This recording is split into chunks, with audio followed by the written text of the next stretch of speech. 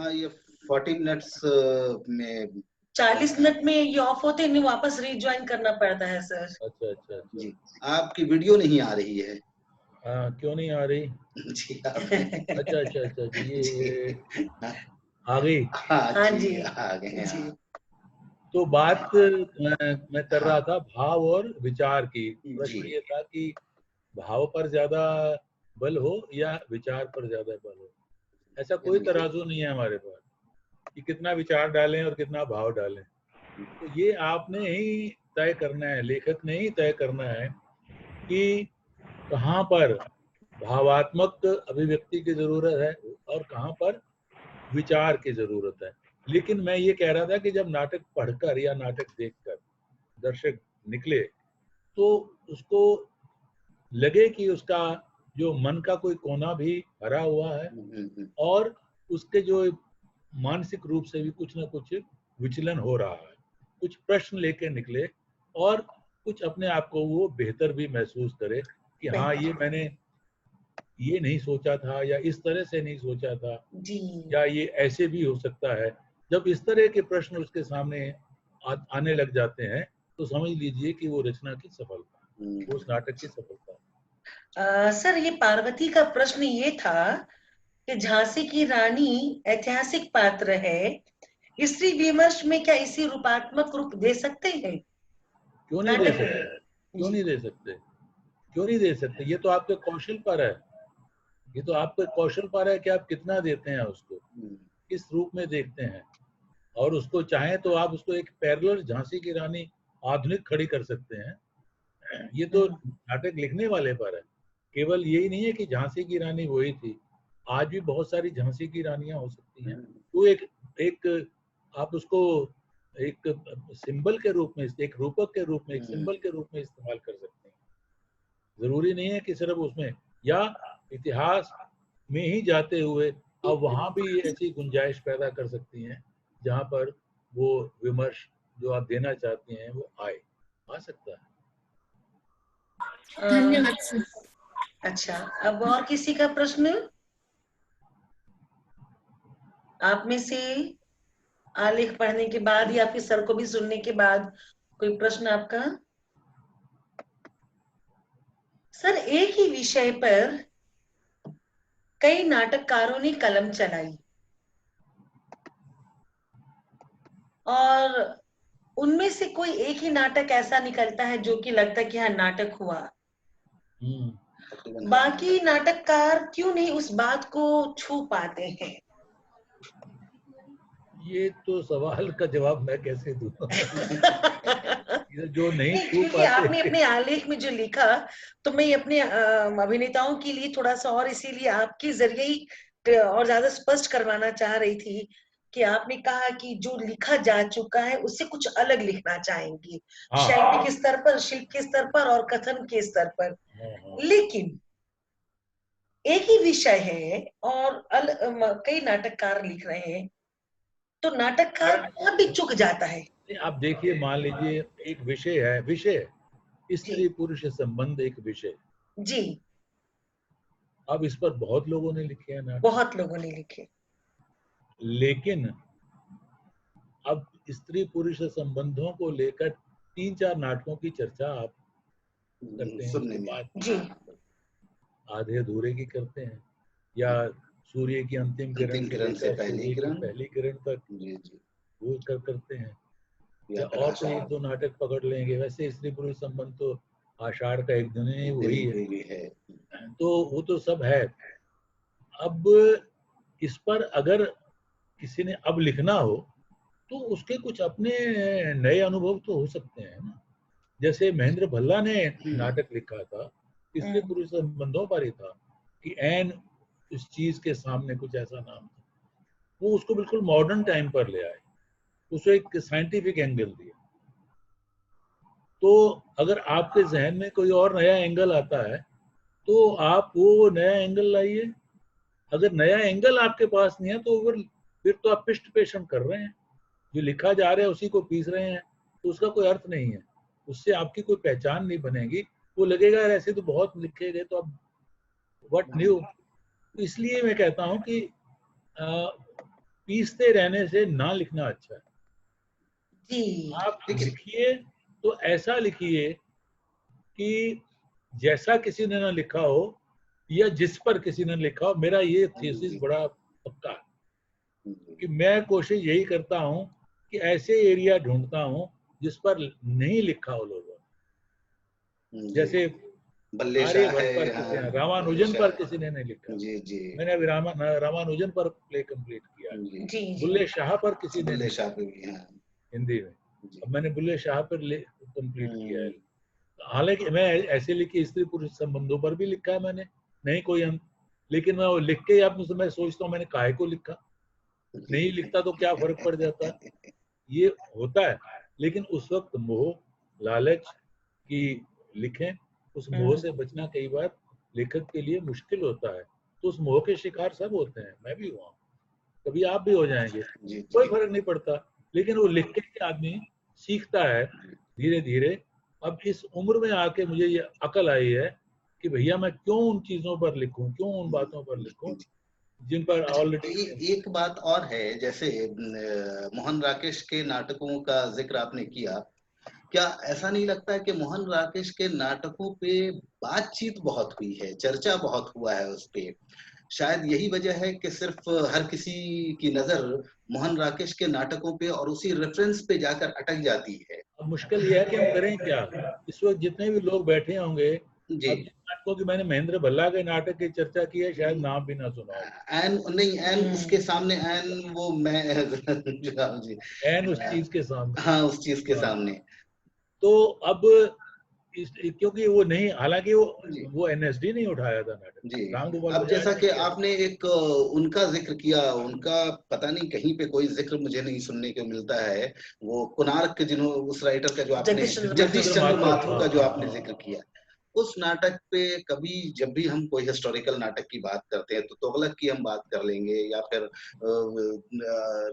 गिरीश कर्नाड का एकदम आखिर का लिखा हुआ की बात नहीं नाटक, करते, हाँ, कोणार्क की बात नहीं होती, क्योंकि कोणार्क मंचित ही नहीं हुआ इतना। कोणार्क बहुत कम मंचित हुआ है, लेकिन वो क्राफ्ट के तौर पे अपने आप में वो मुकम्मल नाटक है, उसमें कहीं पर भी, बिल्कुल कहीं पे भी लोग इसलिए नहीं उसको उठाते कि उस खर्चीला नाटक है। अब ये नहीं सोचते कि आप सिंबॉलिकली चीजें भी, अभी पीछे उसको रवि तनेजा ने किया था। अब रवि तनेजा ने क्या किया उस नाटक को मंचित करने के लिए, उसने सेट बनाया ही नहीं, उसने जो कोणार्क क्रिएट किया, कोणार्क का मंदिर, उसने एक पर्दे पर उसकी वो पेंटिंग करवा के वो लगा दी, और उसके सामने उसने कुछ जो नर्तकियां थी, उन नर्तकियों को विभिन्न मुद्राओं में खड़ा कर दिया। अब वो आपका जीवंत हो गया, कोणार्क जीवंत हो गया, और वो सिर्फ खड़ी नहीं रहती पूरे नाटक में, बल्कि बीच बीच में मुद्राएं बदलती हैं भी अदा करती है। तो अब ये तो तरीके हैं काम करने के। अगर किसी को नहीं सोचता और वो यही सोचता रहता है कि भाई इस पर खर्चा बहुत है, नहीं करना नहीं करना, तो नहीं करना। लेकिन वो बहुत अच्छा नाटक है। ये तो आप जानते हैं ना कि जैसे साहित्य में क्लिक चलते हैं, ऐसे रंग जगत में भी चलते हैं। चल जाता तो है। एक समय वो क्लिक बहुत काम किया, मोहन राकेश वाला, और वो खाली पड़ा था मैदान उस वक्त। लेकिन उसके बाद तो बहुत सारे नाटककार आए हैं, बहुत सारे उन्होंने लिखा है। सुरेंद्र वर्मा के इतने अच्छे नाटक हैं, सुरेंद्र वर्मा के नाटक है, आपके नाटक है, कोमल आधार इतना अच्छा नाटक है उसका, शंकर शेष का।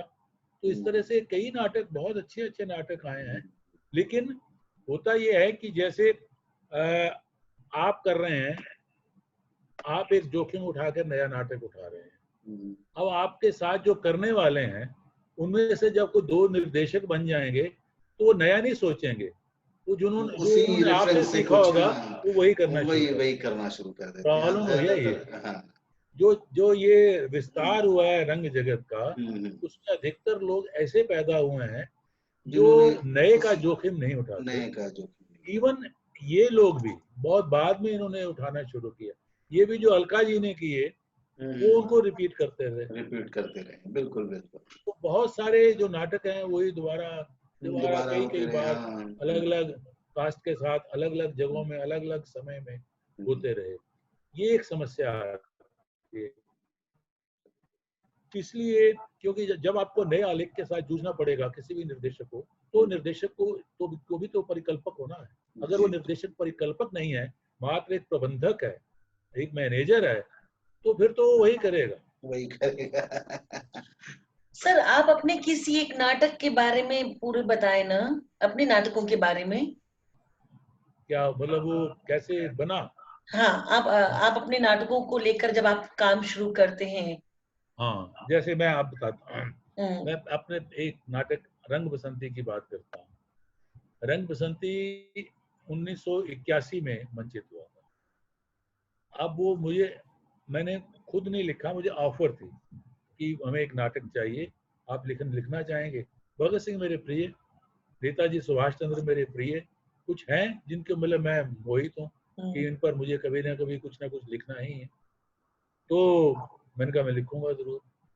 अब जितनी जानकारियां मेरे पास भगत सिंह की थी वो तो पर्याप्त नहीं थी, तो जितनी भी पुस्तकें मुझे उपलब्ध हो सकती थी उस समय उनके बारे में, भगत सिंह की भी और भगत सिंह के बारे में लिखी हुई भी, और उनके साथियों की भी, शिव वर्मा वगैरह की कुछ, वो मैंने सारे जितनी में जुटा सकता था जुटाई, और मैंने उनको पढ़ना शुरू कर दिया।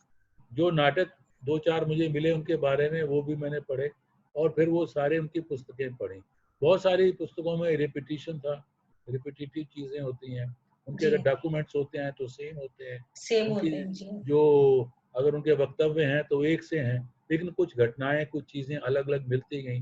फिर मैं उनके नोट्स लेता जाता हूँ, जो मेरा प्रोसेस है, उनको मैं नोट्स लेता जाता हूँ। जब जब मुझे जो भी चीज़ मिलती है मैं एक डायरी बना लेता हूँ और उसके नोट्स लेता जाता हूँ। अब जब ये सारे ले ले तो नोट्स तो इतने इकट्ठे हो गए, अब वो सारे तो इस्तेमाल हो नहीं सकते, करना क्या है। लेकिन उसके बाद भी मुझे लगा कि अभी भी इसमें मुझे कुछ चीज़ें नहीं मिल रही थी। जैसे मुझे जो उनके कोर्ट की प्रोसीडिंग्स थी वो नहीं मिल रही थी, तो कोर्ट की प्रोसीडिंग सारी पढ़ने के लिए मैं नेशनल आर्काइव गया। नेशनल आर्काइव में मैंने 5-6 दिन लगाए, रोज जाता था, फाइलें उनसे निकलवाता था रिक्वेस्ट करके। और उन दिनों उस जमाने में ना तो फोन था, ना कैमरा अलाउड था, कुछ नहीं कर सकते थे, और हमें हाथ से ही लिखना होता था। तो मैं सारी जो प्रोसीडिंग है, बहुत बहुत फाइलें, लेकिन मैं पढ़ते पढ़ते जो मुझे रेलेवेंट चीजें लगती थी वो मैं लिखता गया, और जो ऑपरेटिव पार्ट था वो मैं सारा का सारा नोट कर लिया, और वो सारा लेके मैं अपना, मुझे लगा कि अब ठीक है। फिर मैंने उसको जब लिखना शुरू किया तो मुझे लगा अब यहाँ मैं उनको 3 भाषाओं का इस्तेमाल किया, पंजाबी, हिंदी और अंग्रेजी।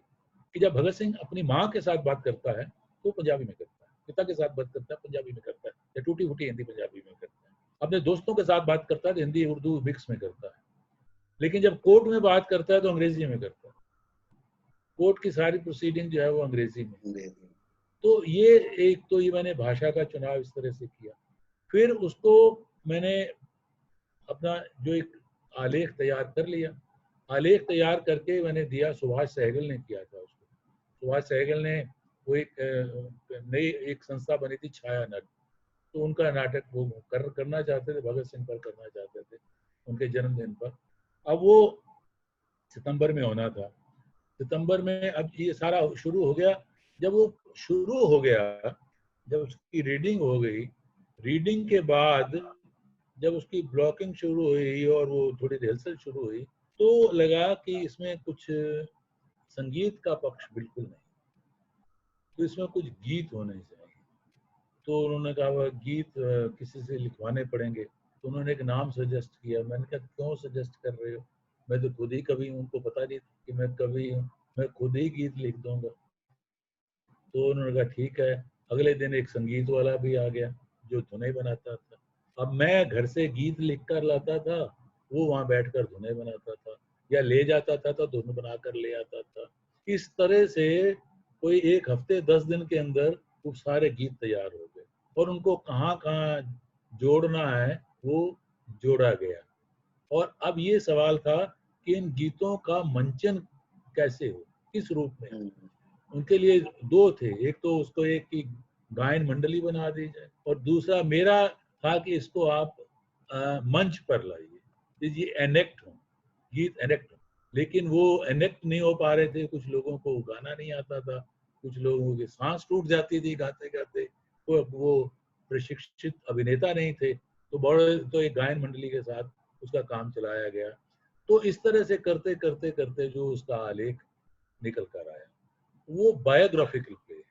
और बायोग्राफिकल प्ले को लिखना भी जरा संभालना मुश्किल होता है। बहुत सारी चीजें जो हैं उसमें छोड़नी पड़ती हैं, लेकिन बहुत सारी चीजें मोह के कारण आ जाती हैं। और बहुत सारे जो उसमें जो तथ्य हैं, लगता है कि अगर इनको छोड़ देंगे तो इतिहास के साथ धोखा होगा, तो नहीं छोड़ पाते। अब वो, लेकिन एक जगह मैंने उसमें जो द्वंद्व है उसका, भगत सिंह का, जो अंतिम जब उसको फांसी के लिए ले जाते हैं, तो किसी फिल्म में नहीं दिखाया, कहीं किसी ने नहीं दिखाया कि वो जब वो आखिर में लिया जा रहा है तो उसको जेलर आके कहता है कि भाई अब तो तू रब का नाम ले ले, अब तो वाहिगुरु का नाम ले ले, इसका पाठ कर ले। वो नहीं करता। जी, हमने पढ़ा है ये। हाँ, जी, वो कहता है नहीं, मैं कायर नहीं होना चाहता, तो इस तरह से मैं कायर नहीं जाना चाहता, जो मेरा सोच है वो वही रहेगी, अब भी वही है। और वो फांसी चढ़ जाता।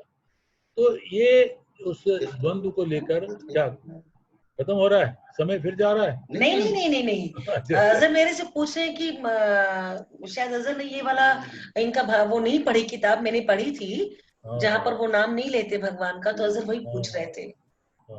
तो यहाँ कईयों को ये हुआ, वहां पर सवाल उठाया कि अगर यार ये नहीं करोगे तो सरदार नाराज हो जाएंगे। मैंने कहा यार सरदार नाराज हो जाएं इसके लिए मैं ये तो नहीं बदलूंगा, अब जब हो जाएंगे तो दिखेंगे। लेकिन जो तथ्य है उस तथ्य को मैं कैसे, अरे वो केवल तथ्य नहीं है, अगर आप उसके हाथ में गुटखा पकड़ा देते हैं और वो सुमरनी साहिब का पाठ शुरू कर देता है तो आपने तो उसके चरित्र को मार दिया। तो उसका जो करेक्टर निकल के आना चाहिए, जो क्रांतिकारी का, वो तो कुंद हो जाएगा, समाप्त हो जाएगा। इसलिए भी ये बिल्कुल जरूरी नहीं है, तो नहीं लिया उसको, इस पर बहस होती है। तो इस तरह से जो नाटक जो है वो परिवर्तित होते हैं और फिर वो मंच पर आया। और मैं मतलब रोक नहीं पाता बताने से कि जब वो मंचित हुआ तो उसको जो दुर्गा भाभी हैं, जो यशपाल वोरा की जो पत्नी, अब तो नहीं रही, वो तब जीवित थी, वो आई थी। मनमथ नाथ गुप्त आए थे जो काकोरी केस के क्रांतिकारी थे, और शिव वर्मा आए थे, भगत सिंह के साथी थे, और तीनों रोते हुए गए। तो ये इस तरह से, अब मेरे लिए तो एक स्मृति है ये, एक मेरे लिए बल देने वाली बात। इस तरह से नाटक बनता चला जाता है। इसी तरह से जब अन्वेषक लिखा, तो अन्वेषक का जो अगर आप पहला ड्राफ्ट पढ़ेंगे जो छपा हुआ है, उसमें कमी, और वो कमी मुझे पता है क्या है, लेकिन उस कमी का हल नहीं निकल रहा था। अब जब इसने सतीश आनंद ने करने का फैसला किया तो उसने भी पढ़ा और उसने भी वहीं हाथ रखा कि प्रताप जी ये तो यहाँ वो लॉजिकल नहीं बन रही बात, कुछ उसका हृदय परिवर्तन वो होता है चूड़ामणि चिंतामणि का, तो कुछ कारण नहीं दिख रहा। मैंने कहा हाँ बात तो ठीक कह रहे हो, मुझे भी, मैं कब से इस बात से परेशान हूँ कि क्या करूँ क्या करूँ, अच्छा मुझे थोड़ा सोचने का अवसर दो। अब मैं अभी घर ही जा रहा था, रास्ते में ही सोच गया कि ये लो, और घर जाके मैंने लिखना शुरू कर दिया, एक सीन नया लिखा। उसी सीन में राष्ट्र और धर्म का संबंधों की चर्चा। जी जी। कि हम राष्ट्र के लिए तो हम कुछ भी कर सकते हैं, नहीं आपके लिए, लेकिन धर्म के लिए हम मर भी सकते हैं। वो राष्ट्र की बात थी, वो प्रश्न राष्ट्र का था, इसलिए हम आपके साथ आ गए, लेकिन ये प्रश्न धर्म का है, यहाँ हम सत्ता के साथ नहीं होंगे, यानी वो विरोधी हो जाते। तो ये धर्म और राष्ट्र का जो प्रश्न था, तो एक वो विमर्श निकल के भी आया उसमें, ये बदलाव हुआ।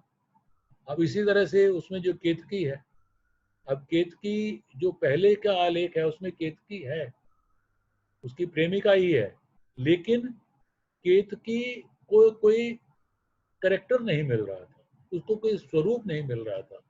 तो ये भी उन्होंने बात हुई मैंने कहा हाँ, तो ऐसा करते हैं कि केतकी को हम कवियत्री बनाते हैं। वो खगोलविद है, गणितज्ञ है, और ये कोमल पक्ष आ जाएगा, और दोनों का एक विरोधी ध्रुव जैसे एक दूसरे को खींचते हैं।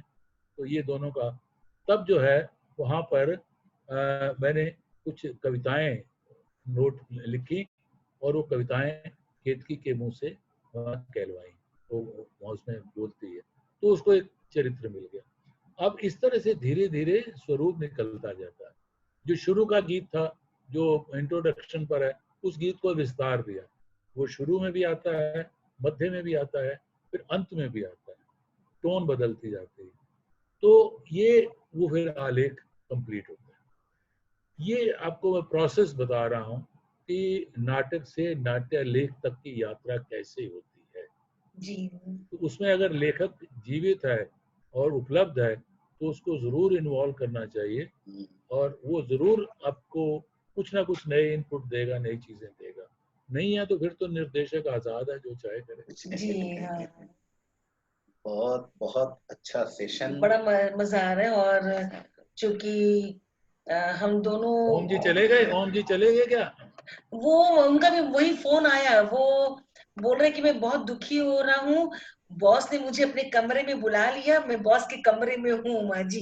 कहाँ काम करते हैं वो किसी ऑफिस में काम करते हैं, आजकल ऑफिस चेन्नई में खुले है हैं क्या? ये, चेन्नई में, हाँ? यहाँ कलकत्ते में नहीं है वो। कहाँ पर है? चेन्नई नहीं, बंगलुरु, बेंगलुरु में, हाँ बेंगलुरु में है वो। नहीं तो आजकल ऑफिस खुले हैं क्या? हाँ खुल गई उनकी ऑफिस है। अच्छा अच्छा। अब तो यहाँ कोलकाता में भी सारी ऑफिसेज खुल गई हैं, यहाँ भी लॉकडाउन आप कोई और प्रश्न बताओ भाई, मैं तो सोच रहा धुआंधार प्रश्न होंगे। पूछो, क्या पूछ रहे हैं सूर्यदेव? एक पार्वती का एक प्रश्न और आया, वो नहीं पूछ पा रही, लेखक निष्पक्ष क्यों नहीं हो पाता? वो अपना दर्शन उसके लेखन में क्यों हावी हो जाता है? बड़े लेखक के इसमें नहीं हावी होता है। ये लेखक का कौशल, अगर आपको उसकी रचना से लगता रहे कि वो निष्पक्ष नहीं है तो ये लेखक की असफलता है। अगर उसकी रचना से आपको ये लगता है कि वो लेखक नहीं, रचना बोल रही है, लेखक नहीं ये पात्र बोल रहा है, तो वो लेखक की कामयाबी। इसलिए तो लेखक पर डिपेंड करता है कि कौन लेखक कितना समर्थ है। अगर लेखक अपने आप को पात्र पर या चरित्र पर हावी कर देता है, स्थितियों पर हावी कर देता है, तो रचना नहीं बनती। जी पूछो सूर्य, पूछो। हाँ सर आपने कहा कि नाटक ऐसे लिखे जाने चाहिए जिन पर अभी तक काम ना हुआ हो, या फिर एक नए तरीके से काम हो। सर सुन पा रहे हैं? हाँ सुन रहा हूँ। हाँ सर, अगर हम मुगल साम्राज्य के किसी फला राजा है, उसके अगर भांजे के ऊपर एक कहानी अगर बनाने जाएं तो उसके ऊपर विस्तृत जानकारियां हमें मिलेंगी नहीं, तो क्या काल्पनिक रूप देकर एक नाटक तैयार किया जा सकता है और जोड़ दिया जा सकता है? अगर ऐतिहासिक जानकारियां आपको नहीं है और उसके जीवन के पक्ष में, जीवन के बारे में कुछ आपको जानकारियां हैं, तो आप जरूर उसका एडिफिस तैयार कीजिए, ढांचा तैयार कीजिए। मतलब उस समय का जो साम्राज्य जिस तरह से चल रहा है वो रखेंगे ओरिजिनल, वो तो रखेंगे, रखना ही होगा आपको, वो ओरिजिनल रहेगा। और उसके बाद तो जो है ढांचा, जैसे मैंने बताया ना, ये जो अन्वेषक का आर्य, सिर्फ केवल आर्यभट्ट और बुद्धगुप्त तो हैं, बाकी तो सब काल्पनिक पात्र हैं। तो आप क्यों नहीं कर सकते, लेकिन ये है कि आप क्यों करना चाहते हैं, ये आपको सोचना है। आप उसको उसके माध्यम से क्या कहना चाहते हैं, और वो चरित्र आपके लिए क्यों जरूरी है, वो ऐतिहासिक चरित्र आपके लिए क्यों जरूरी है, आपकी वो बात कहने के लिए, ये आपको, ये जरूरी, ये महत्वपूर्ण बात है। ये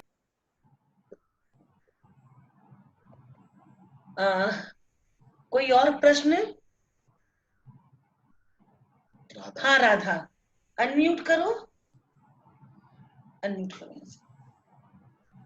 हाँ पूछो। हेलो। हाँ पूछो। हाँ हेलो, नमस्ते सर। नमस्ते नमस्ते। ये राधा भी एमए की, सर राधा भी एमए की छात्रा है। अच्छा। नो नो एमए की नहीं हो, अभी तो मेरा बीए चल रहा है, लेकिन वो हिसाब साहित्य ही है। अच्छा, हिंदी ऑनर्स है। अच्छा। तो मेरा क्वेश्चन था कि दृश्य संयोजन एवं दृश्य विभाजन में क्या अंतर है? दृष्टि संयोजन, दृश्य संयोजन, दृश्य संयोजन। अच्छा, दृश्य संयोजन और दृश्य विभाजन। जी जी। अच्छा अच्छा अच्छा अच्छा। ऐसा कोई खास वैसे अंतर नहीं है, लेकिन दृश्य संयोजन तो सिर्फ इतना है कि जो दृश्य जो आप कर रहे हैं, जिस दृश्य पर आप काम कर रहे हैं, उसका आप संयोजन कैसे करते हैं, और आप नाटक को कितने हिस्सों में बांटते हैं, कितने दृश्यों में बांटते हैं, वो दृश्य विभाजन है। आप विभाजन करने पर हर दृश्य का संयोजन अलग अलग तरीके से करते हैं। Am I clear? Radha unmute करो।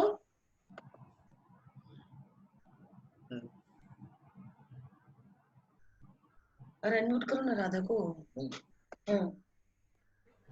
हाँ राधा। हेलो। हाँ, बात समझ में आई?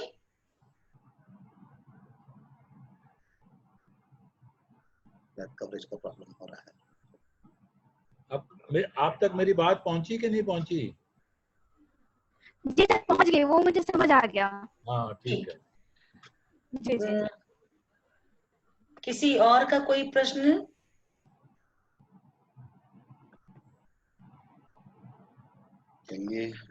मैं फिर नहीं मिलूंगा। नहीं सर, ऐसा मत बोलिए। हाँ, ऐसा नहीं बोलिए। आप मिलेंगे, बार बार मिलेंगे, और ये स्थितियां सामान्य होने के बाद आपको और शशि अम्मा को कलकत्ता आना। सर एक बार शशि अम्मा को बुलाइए ना, अम्मा को बुलाइए एक बार।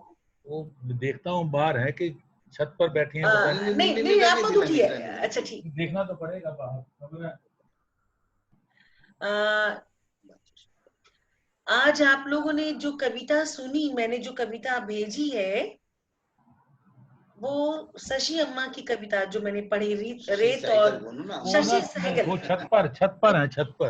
अच्छा, मैं समझ गई थी मैम।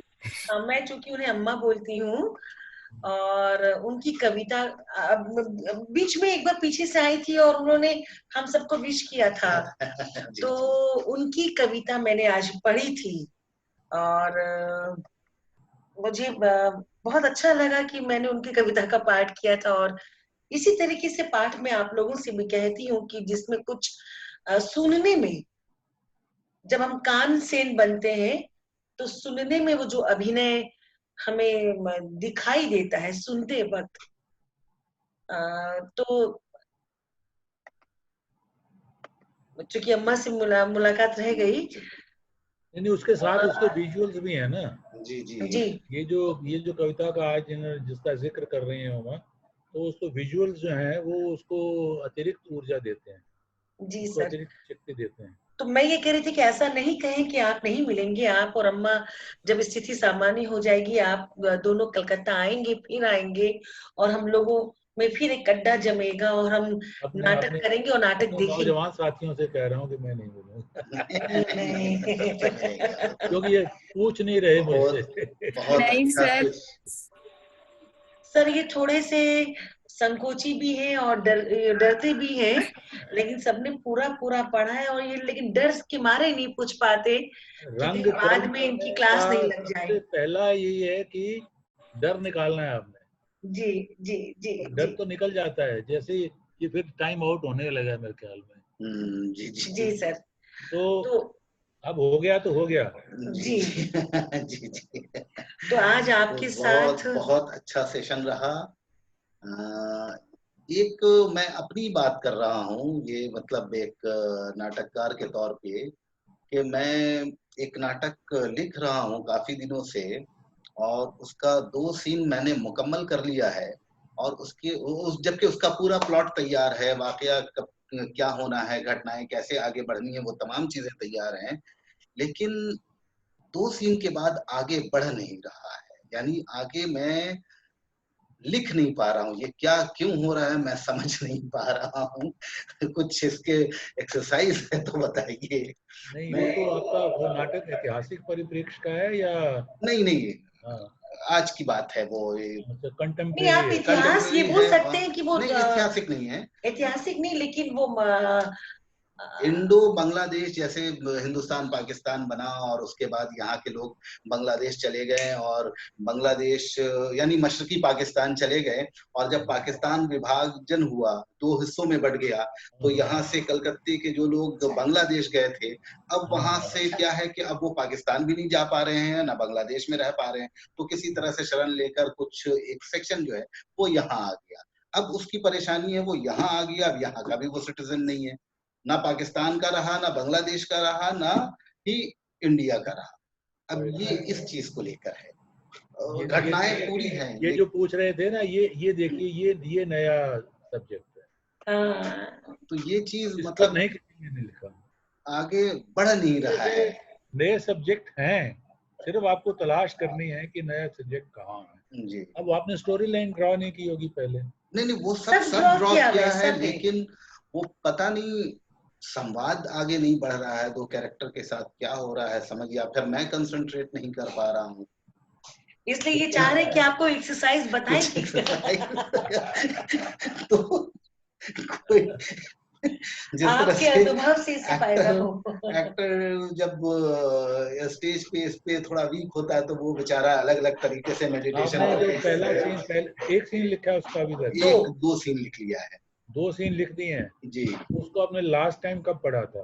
लास्ट टाइम मैंने 10 दिन 15 दिन पहले पढ़ा है मैंने। हाँ, तो उसको अब जो है बिल्कुल सुबह सारे काम छोड़ के जी आप उनको दोबारा पढ़िए पूरा, दोबारा पढ़िए और देखिए कोई टिक मिलता है कि नहीं मिलता। जी जी, देखता हूं, मैं कोशिश करता हूं। मेरा ख्याल है मिलना चाहिए। जी जी, तो रास्ता निकलेगा। जी जी, क्योंकि बार बार पढ़ने से भी होता है, कुछ एक आइडिया आ जाए। मैं खुद, मेरा एक शंकर देव पर मैंने प्लान किया है, एक सीन लिखा हुआ है, पढ़ा हुआ है। तो ये तो सबके साथ होता है।